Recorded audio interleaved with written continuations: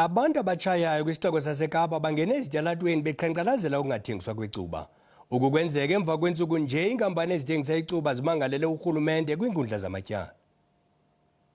Baxolele ubethwa zimvula nengqele eziqhaqhazelisa amazinyo zaseKapa bempakumpakuza izigarete nezolo zabo phambi kwamagumbi epalamente bathi bayafa kunqenqatheka bafuna icuba.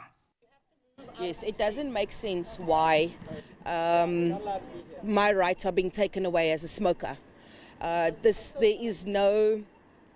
Smoking has got nothing to do with the coronavirus. We are the only country in the world where cigarettes and alcohol was banned. And okay, so we're allowed to drink now, but our cigarettes are still banned.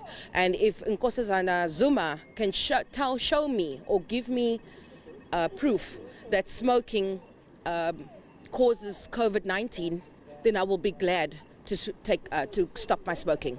Basically, it has got to be more than tobacco in that it is asking government to listen to us as people, to listen to us as citizens, to take us into account when they are making their decisions, and just to treat us with dignity. And if you really want to see what we are fighting for, read the affidavit of Colin Cause's family to government. It's absolutely heartbreaking.